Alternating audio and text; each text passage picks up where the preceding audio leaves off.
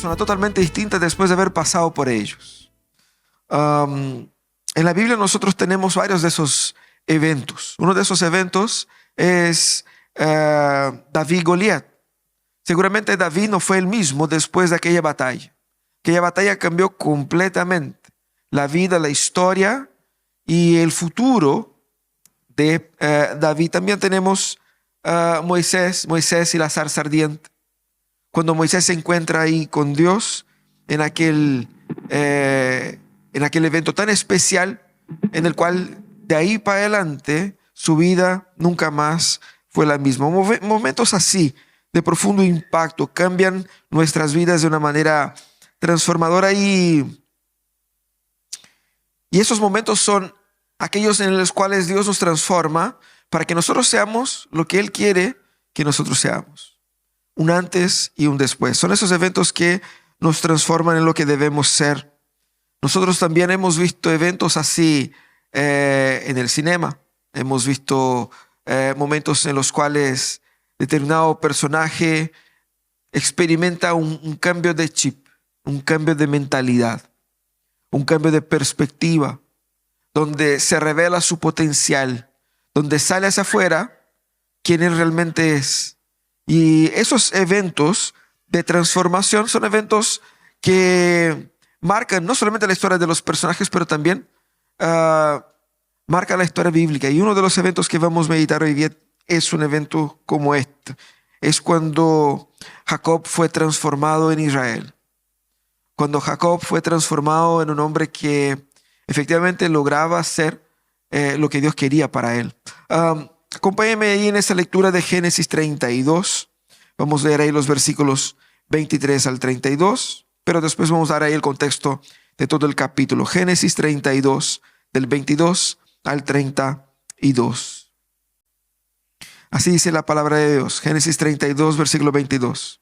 Aquella misma noche Jacob se levantó, tomó a sus 2 esposas, a sus 2 esclavas, a sus 11 hijos y cruzó el río Jaboc.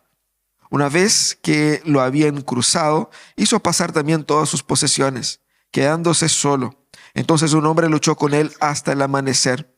Cuando éste se dio cuenta de que no podía vencer a Jacob, lo tocó en la coyuntura de la cadera y ésta se le dislocó mientras luchaban. Entonces dijo: suéltame, que ya está por amanecer. No te soltaré hasta que me bendigas, respondió Jacob. ¿Cómo te llamas?, respondió el hombre. Me llamo Jacob, respondió. Entonces le dijo: ya no te llamarás Jacob, sino Israel, porque has luchado con Dios y con los hombres y has vencido. ¿Y tú cómo te llamas?, preguntó Jacob. Él respondió: ¿por qué preguntas cómo me llamo? Y en ese mismo lugar lo bendijo. Jacob llamó a ese lugar Peniel, porque dijo: he visto a Dios cara a cara y todavía sigo con vida. Cruzaba Jacob por el lugar llamado Peniel cuando salió el sol. A causa de su cadera dislocada iba cojeando. Por esa razón, los israelitas no comen del tendón que está en la articulación de la cadera, porque a Jacob se le tocó en dicho tendón. Esa es una de las historias que vemos en el Antiguo Testamento y decimos: qué historia rara, ¿no? ¿Qué está pasando acá? Si ustedes se acuerdan de lo que hemos hablado las últimas semanas, hemos visto que Jacob se había engañado a su hermana, a su papá, y se refugió donde su tío, que se transformó en su suegro. Por 20 años estuvo ahí y fue explotado por él. Y logró una traumática salida de la casa de Labán, su suegro. Pero esa salida era para regresar a su tierra, pero había un problema. Antes de que Jacob saliera de la tierra donde estaban sus padres, su hermano le había jurado de muerte. Entonces tenía un tema pendiente con su hermano. Él lo había engañado y su hermano le había jurado de muerte. Y ahora, 20 años después, él tendría que regresar y resolver ese problema junto a su hermano. El capítulo 32 muestra todo ese progreso de Jacob regresando especialmente hacia su hermano para tratar ese tema pendiente. Y mira cómo está construido el texto. Primeramente muestra Jacob enviando mensajeros a Esaú, preparando el terreno. Él quería recomponerse con su hermano porque él entendía que era esa paz con su hermano que le permitiría vivir en paz en la tierra hacia donde él iba. Él envía entonces algunos mensajeros para informar que él estaba por ir y como que para sondear. Cuando esos mensajeros regresan, dicen: mira, fuimos a informar a tu hermano nos recibió, y de hecho su hermano viene hacia ti con 400 hombres. En ese momento Jacob se desesperó, porque pensó: mi hermano viene con un pequeño ejército y nos va a matar a todos. Así que él divide la familia en dos, de manera que pensó así: bueno, si me ataca de un lado, al menos una parte de la familia se salva. Eso fue lo que pensó él. Y en medio de la profunda angustia que él estaba viviendo, él clama al Señor. Esa oración es la oración más extensa del libro de Génesis. Y es la primera vez que vemos a Jacob orando, él tomando la iniciativa de buscar a Dios. Y una hermosa oración que vemos ahí en los versículos 9 a 12. Pero mira cómo el capítulo está diseñado de manera a construir un clímax. ¿Por qué? Porque ahora vemos David o Jacob enviando regalos a Esaú. Él se adelanta, su hermano viene, ¿y qué hace él? Envía una comitiva con un montón de regalos, animales, bienes, como que para preparar el corazón y disponer el corazón de su hermano para que sea más amigable con él. Eso es el intento, ¿cierto? Mira cómo hace paralelo con el punto A al inicio, donde le envía ahí también mensajeros. Ahora, ¿qué es lo que hace él? Él también hace con que su familia toda cruce el río Jaboc, un río que estaba entre dos quebradas, y él hace con que su familia cruce todo ese sector y termina él solo. Y en esa soledad, así como en la oración en versículos anteriores, en esa soledad, él no solamente ora, sino que lucha con Dios de forma literal. Lo que vemos aquí en esa estructura es cómo Jacob se prepara para el encuentro con su hermano, y cómo el texto va a mostrar que ese encuentro de Jacob con Dios al final es el encuentro que va a producir un antes y un después en la vida de Jacob. De ahí en adelante surge lo que nosotros conocemos hoy como pueblo de Israel.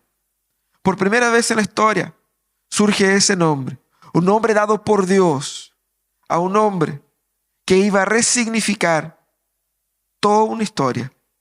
Mira qué fantástico lo que pasa acá. En esa historia que hemos visto, encontramos el proceso de transformación de Jacob y vemos claramente tres etapas. Y esas tres etapas también se verifican en nuestras experiencias cuando nosotros somos transformados por Dios. Cuando Dios nos llama a abandonar una vida del pasado, a perseguir una nueva historia que Él está formando para nosotros. Tres etapas de la transformación de Jacob. La primera etapa de la transformación de Jacob es la soledad. Jacob estaba solo. Mira lo que muestra en los primeros versículos acá. Jacob había tomado precauciones y había enviado todas sus cosas para el otro lado. También había preparado el corazón de su hermano con mensajeros y con regalos. Pero preparándose para el ataque. Y eso era lo que él estaba haciendo. Preparándose para lo peor. Él hace cruzar toda su familia el río, pero se queda él. La pregunta es, ¿por qué Jacob se queda solo en la oscuridad?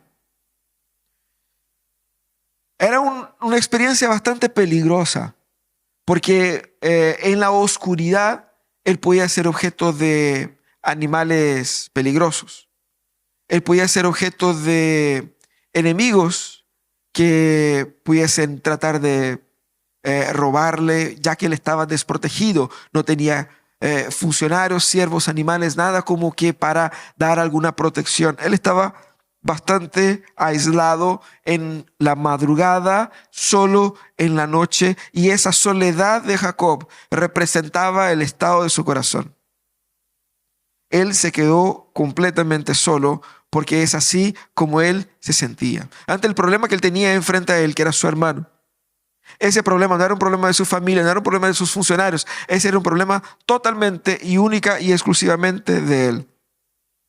Él estaba vulnerable, débil y enfrentando un destino al cual Él se lo había buscado. Su hermano estaba enojado con él porque su hermano era una persona desubicada solamente.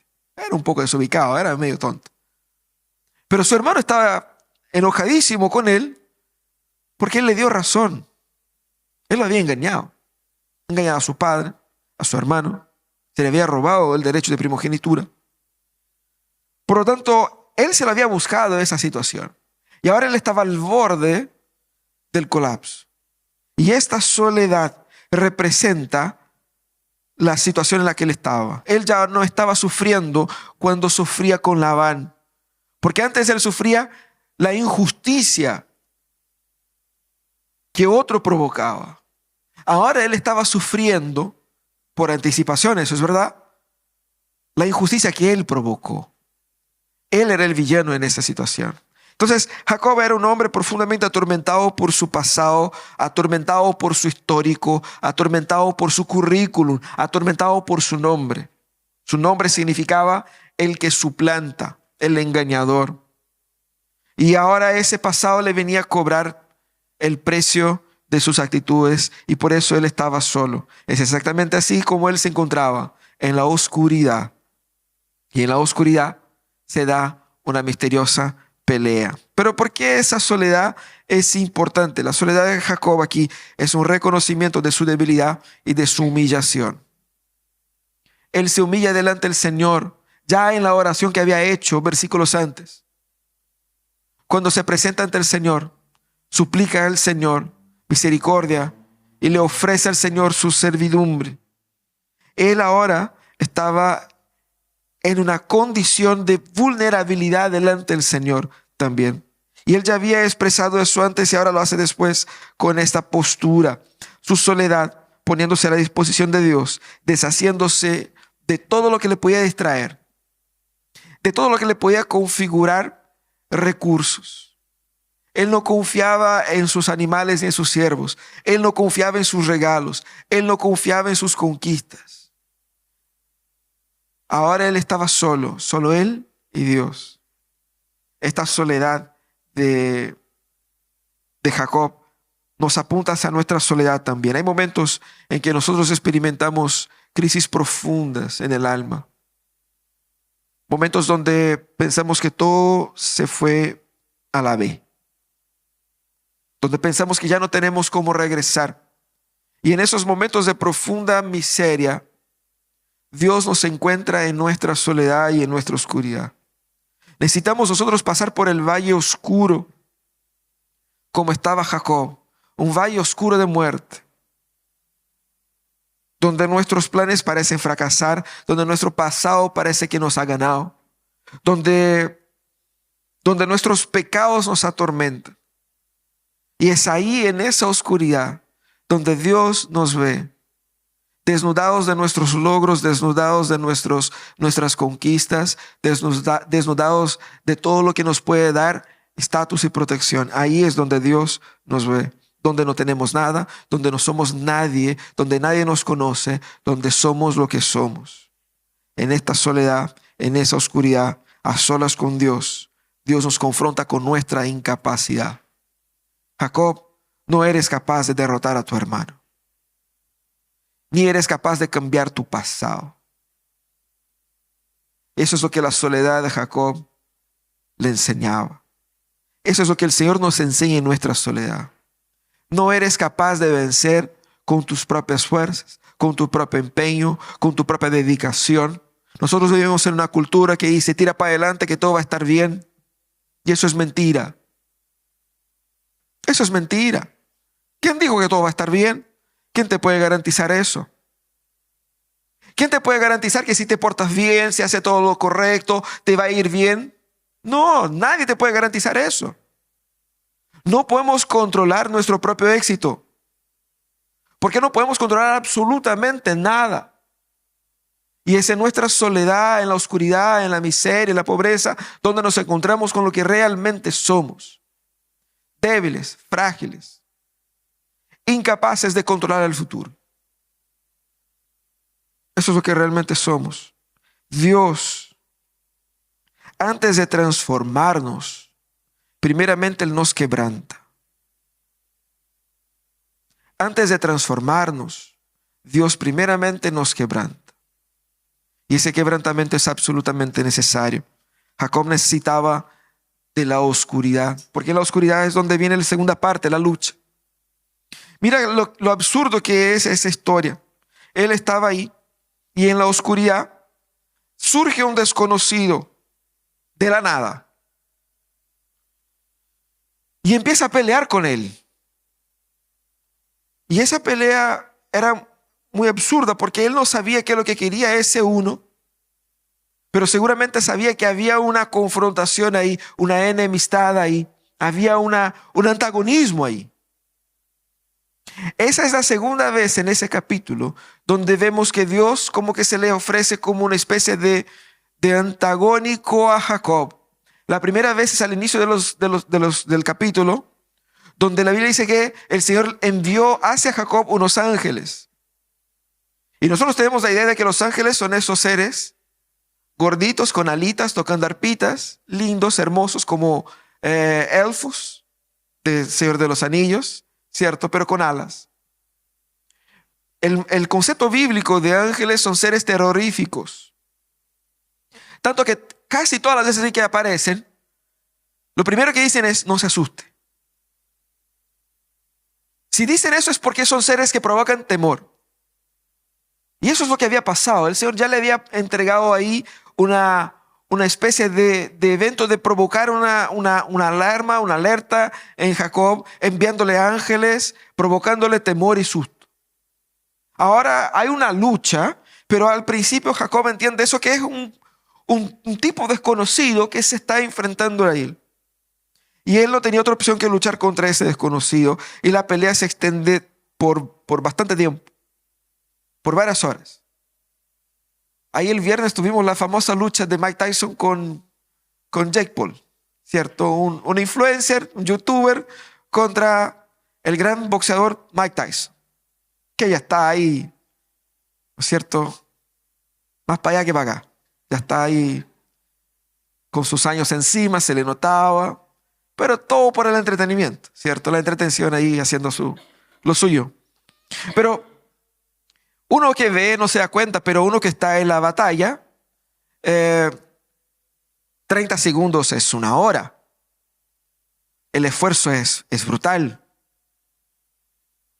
Y nosotros sabemos que la angustia, la tensión, sobre todo cuando su vida depende de ello, va en las alturas. Había una tensión muy fuerte. Y Jacob estaba por bastante tiempo luchando contra ese misterioso hombre. Interesantemente, no vence a Jacob. O sea, no sujeta a Jacob al punto de vencer la batalla. Lo que indica que Jacob igual tenía una fuerza extraordinaria. ¿Se acuerdan ustedes cuando Jacob llega donde Padán Aram, antes de encontrar con Raquel? Y que cuando ve a Raquel y ve que Raquel tenía sus ovejas y que el pozo estaba tapado con una piedra, era una piedra que se necesitaban al menos 3 hombres para moverla. Pero cuando ve a Raquel, ¿qué es lo que hace Jacob? Solito la mueve para decir: mira, acá estoy, ¿eh? Mira lo fuerte que soy. De verdad, él demostraba tener una fuerza importante. Y aquí vemos nuevamente, pero al mismo tiempo, y como la narrativa va mostrando, parece que Jacob era muy poderoso porque estaba sujetando a este ser. De repente, este ser va y con una movida le disloca el muslo de la cadera. Algunos dicen que debe ser el nervio ciático. Le debe haber dolido, creo yo. Tanto que quedó cojeando, o sea, de por vida. Y esa movida, ese ataque que pareciera súper potente, pero al mismo tiempo sencillo, cambió completamente la pelea. El que dominaba ahora estaba en una posición de desesperadamente suplicar a que este ser tan poderoso no se fuera sin bendecirle. Porque se dio cuenta que no era un ser humano, no era un hombre cualquiera. Él estaba luchando con algo más. Y frente a todo eso, esta lucha va poco a poco revelando el carácter de aquella persona con la cual Jacob luchaba. Y eso era exactamente lo que Dios quería, que Jacob descubriera contra quién efectivamente él estaba luchando. Cuando luchaba contra su hermano no era el enemigo. Cuando luchaba contra Labán, Labán no era el enemigo. ¿Contra quién efectivamente luchaba Jacob? La lucha de Jacob, que tenía en estos personajes su expresión externa, tenía una realidad interna. Jacob luchaba con él. Jacob luchaba con su pasado. Jacob luchaba con Dios. Y Jacob, así como en esa lucha, era incapaz de vencer a Dios. Era incapaz por su propio esfuerzo de derrotar su pasado.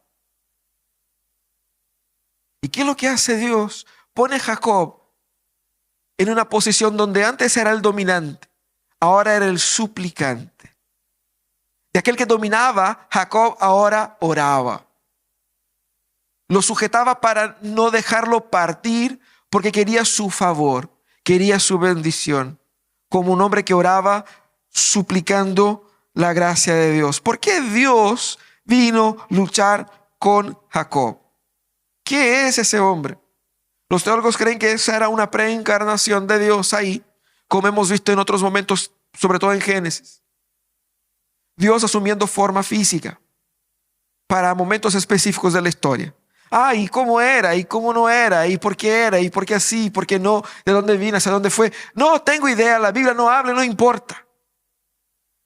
Pero la Biblia dice que era Dios que estaba ahí. Jacob reconoce como Dios que estaba ahí. El punto ahí es que Dios utiliza como proceso pedagógico divino esa lucha, que no solamente simbolizaba la lucha futura, pero sobre todo la lucha interna que él tenía contra su identidad falaz. En esa lucha, Dios se deja dominar por Jacob, demostrando la condescendencia de Dios, el favor de Dios, incluso con nosotros. Dios hace asequible. Se le permite dejar jugar. Se le permite participar. Pero progresivamente Dios se va revelando quién es Él, hasta que nos demos cuenta de que estamos enfrentándonos a Dios mismo. Y eso es lo que pasó con él. Pero esa lucha revela que todas las armas que Jacob tenía para enfrentar su futuro eran insuficientes.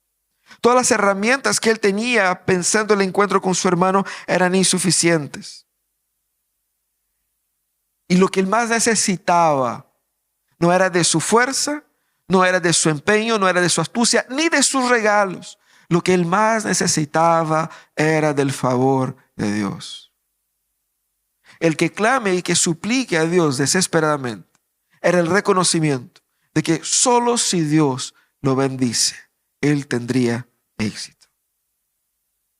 Nuestra lucha también es así. Nosotros debemos entender que todo proceso de transformación es un trabajo de redescubrimiento, un trabajo, un proceso en el que Dios nos pone contra nosotros mismos para que nosotros nos demos cuenta de quiénes realmente somos, de qué está formado nuestro real carácter, qué es lo que hay en nuestro corazón. Nosotros solemos vender humo muy fácilmente. Somos buenos para eso. Con una carátula de buenas personas, de buenos profesionales, de buena gente, buen padre, buena madre, qué buena persona, como una persona que se porta bien. Pero solo Dios sabe los rollos que tenemos en nuestras cabezas. Los pecados, los anhelos, los deseos más profundos y oscuros de nuestro corazón. ¿Cuántas personas hemos matado en nuestros corazones? ¿A cuántas les seguimos odiando? ¿Cuántos pensamientos nos haría no solamente avergonzarnos si fueran conocidos públicamente, como literalmente nos pondrían al margen de la sociedad como personas terribles? Fingimos que esa persona no es la que somos, pero lo que Dios quiere que entendamos, que nuestra real lucha es contra esa persona, contra la maldad que habita dentro de nosotros. Y no hay herramientas, no hay técnicas, no hay magia que pueda deshacer eso. Eso es lo que Dios quiere que entendamos. La lucha, en el caso aquí, es la revelación de nuestro propio pecado. Es el encuentro nuestro y la decisión de no ser lo que nosotros no queremos ser. Y al mismo tiempo nuestra incapacidad de vencer esa batalla. Y al mismo tiempo en esa misma lucha nos damos cuenta que no estamos luchando solo. Estamos luchando contra alguien. Y ese alguien contra quien estamos luchando termina siendo exactamente aquel que nos puede dar lo que tanto necesitamos. La lucha es Dios viniendo hacia nosotros para corregirnos, para disciplinarnos, para revelar quién es Él. Y al momento en que Dios se revela quién es Él, Él revela también quiénes somos nosotros. La lucha es Dios presente. Y la presencia de Dios cambia todo. Lo que Jacob más necesitaba ante el encuentro con su hermano era la presencia de Dios. Siglos más tarde, Jacob clama al Señor: Señor, si tu presencia no va con nosotros, nosotros no vamos a ninguna parte. Porque tu presencia en medio nuestro es lo que nos garantiza la victoria. La presencia de Dios se da en medio a esa lucha. Y es Dios luchando con nosotros. Y en esa lucha se revela nuestro carácter. Pero al final de la historia tenemos aquí la tercera parte, que es la bendición. Jacob ahora, suplicante, abrazado, amarrado a este ser, suplica su bendición. La divinidad de su contrincante era evidente. Él se dio cuenta en medio de la pelea de que algo raro estaba pasando. Y antes de pensar y sentar a ver, ya, pásame su carne, a ver, ¿quién eres tú? Antes de hacer ese análisis, él no tenía otra opción. El tipo se quería arrancar y él no iba a permitir que el tipo se arrancara y él quedara ahí sin saber qué pasó. La bendición que él clamaba era el favor de este ser. Era el favor de este ser divino. No solamente para que le bendijera, uno piensa que bendición es dar cosas. Era el favor en una batalla como esa, la bendición en una batalla como esa. Es la certeza de que yo no te voy a matar, yo no te voy a destruir, aún teniendo inmenso poder por sobre ti.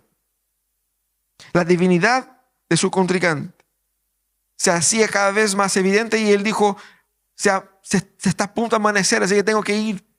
Para que no hubiese ese momento donde Jacob pudiera ver a Dios en la luz del día. Así que Jacob clama al Señor. ¿Y qué es lo que hace el Señor ahí? Ahí es donde el Señor le pide el carné a Jacob. ¿Cómo te llamas? No es que el Señor no supiera. La pregunta es: ¿por cómo eres conocido? ¿Qué es lo que dice la gente de ti? Todo el problema de Jacob era un problema identitario. ¿Qué es lo que hace Dios? Obliga a Jacob a pensar en su identidad, en su culpa, en que como su historia de una persona tramposa se resume en su nombre. Y eso es lo que hace Dios. Obliga a Jacob a pensar cuál es su identidad actual. Y Jacob reconoce, él simplemente responde: mi nombre es Jacob. Es como una confesión. Y es interesante porque en el capítulo 27, versículo 36, cuando Esaú se da cuenta que su hermano le había engañado y que no había forma de volver atrás y que ya se le había llevado todo, ¿qué es lo que hace Jacob? ¿Qué es lo que hace Esaú? Esaú dice: con toda razón le pusieron Jacob por nombre, porque su nombre significa el engañador. Jacob tenía en ese nombre su historia, su histórico, su historial de mal proceder. Y el Señor le pide, mira qué fantástico, el Señor le pide su nombre, su viejo nombre. Y el Señor dice: ya no serás conocido por engañador. Y le da un nuevo nombre.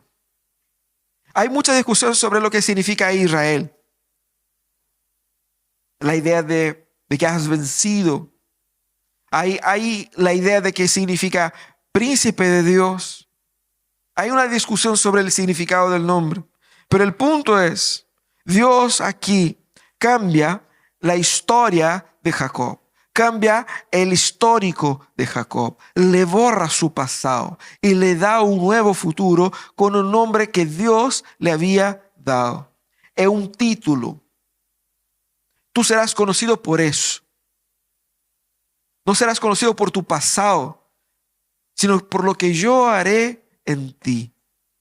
Y más, él dice, has luchado con Dios y con los hombres y has prevalecido. Y eso es importante, porque él estaba por enfrentar grandes batallas en su futuro. La primera de ellas sería con su hermano. La segunda sería con sus propios hijos. Pero lo que Dios daba es que su nombre es un nombre que garantiza tu victoria. Porque la victoria de Jacob o Israel no era la victoria de una persona. Jacob representaba aquí a toda la iglesia de Dios, a todo el plan de redención en la historia.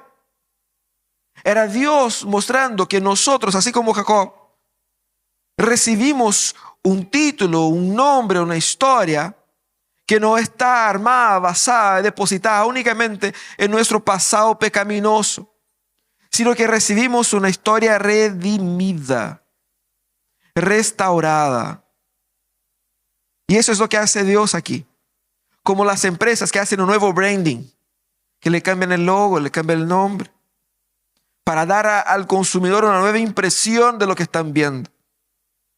Y ese es el tamaño de lo que Dios estaba haciendo, renombrando un país entero, la identidad de una nación, de un pueblo entero, construida no ahora por la astucia de su patriarca, construida no por la sagacidad de sus líderes, o no por la sabiduría de sus sabios, porque es así como los pueblos todos tienen su historia, su mito fundador. Como Roma, que tenía ahí en Rómulo su fundador inicial, él y su hermano alimentándose de la leche de la loba y fundando así la ciudad de Roma, por medio de la sangre, por medio del ingenio militar y tantas otras historias. Ese pueblo no era fundado y esa historia no era comenzada por el ingenio humano, sino que por la redención divina de una historia. Y la iglesia es eso. Es la colección de historias redimidas, de pasados olvidados, de pasados que ya no vuelven para atormentar, porque fueron pagados, restaurados, resignificados. Esa era la victoria que Jacob necesitaba, porque peor que su hermano era su pasado. Así Dios le dice que él prevaleció. Ahora, la bendición que Dios dio a Jacob fue librarle de la culpa y del peso de su pasado. Y eso es lo que Pablo va a decir en 1 Corintios 5:17. Por lo tanto, si alguno está en Cristo, ya es nueva creación. Lo viejo ha pasado y ha llegado lo nuevo. El hombre que iba a enfrentar a su hermano no era el mismo hombre que había salido 20 años atrás.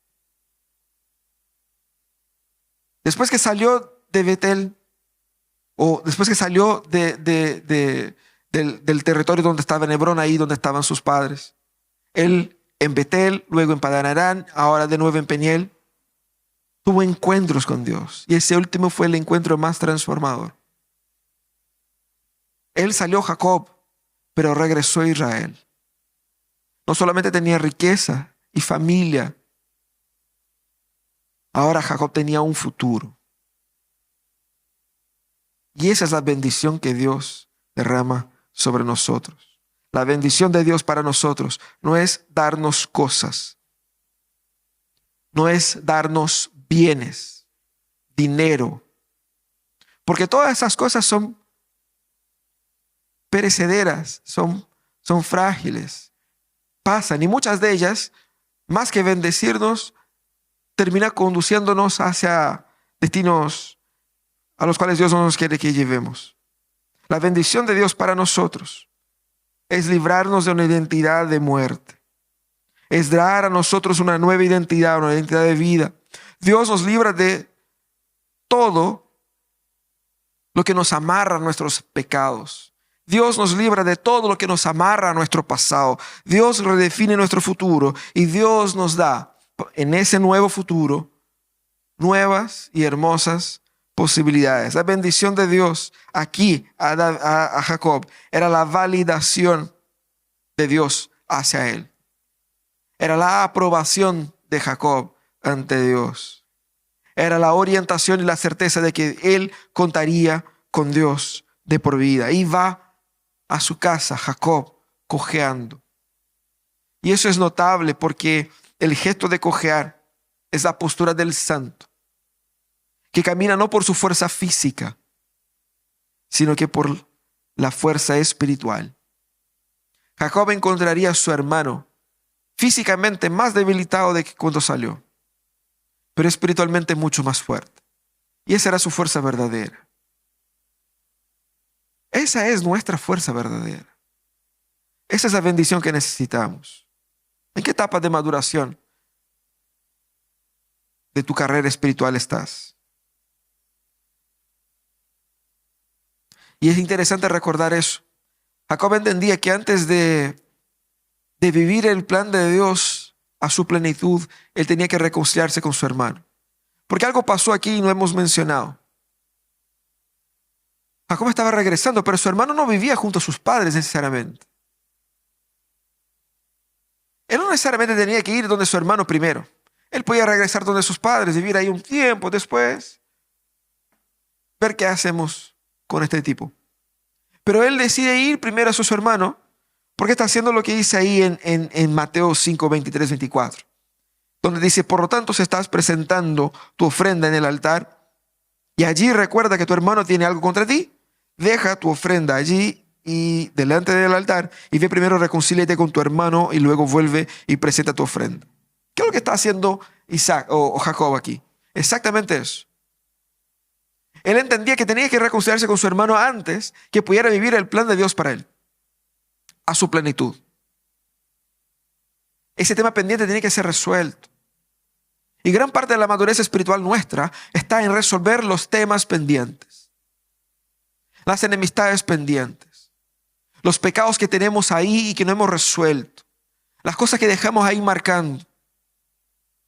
Nuestra maduración se da cuando nosotros resolvemos los temas pendientes. Si hay alguien que perdonar, si hay un pecado que abandonar y confesar, si hay algo que hacer y tomar una postura, tome hoy día la decisión, la postura. Lánzate, enfrenta. Va a ser difícil, va a ser solitario, va a ser doloroso. Te va a generar angustia y sufrimiento.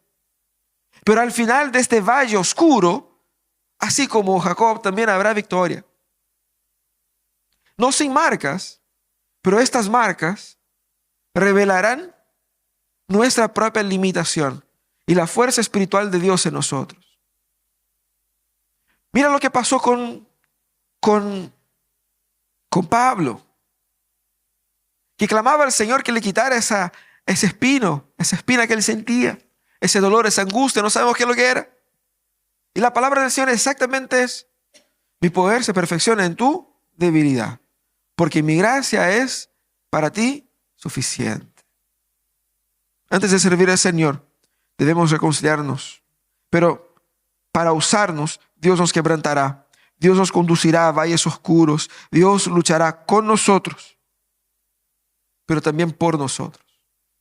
Antes de que Dios luche por nosotros, Él luchará con nosotros para tratar de destruir la falsa idea que tenemos nosotros sobre nosotros mismos. Y en ese proceso de desconstrucción es que Dios construye la verdadera persona que Él quiere usar. Hoy en Cristo nosotros somos resignificados. En Cristo nosotros morimos. Y eso es lo que significa ser cristiano. Significa morir. Participaremos de la cena y la cena recuerda exactamente eso. La muerte de Cristo debe ser también la muerte nuestra. Tiene que haber muerte para que pueda haber participación con Cristo. Tiene que haber valles oscuros de soledad y vacío. Porque cuando muere nuestro viejo yo, es ahí donde nace la nueva creación que Dios está haciendo en nosotros. Por la gracia de Dios, nosotros participamos de esa historia. Somos nosotros el Israel de Dios. Somos este pueblo que Dios formó a partir de Abraham, de Isaac y de Jacob. Pero nuestra victoria no es la victoria de Jacob. Nuestra victoria es la victoria de Cristo. Y es por eso que el apóstol Pablo va a decir que en Cristo nosotros somos más que vencedores. Nuestra victoria no es por la fuerza. Nuestra victoria no es por la inteligencia. Nuestra victoria no es por el poderío económico. Nuestra victoria es por la fuerza espiritual de Cristo que redime y restaura y reconstruye todas las cosas. Esa debiera ser nuestra esperanza.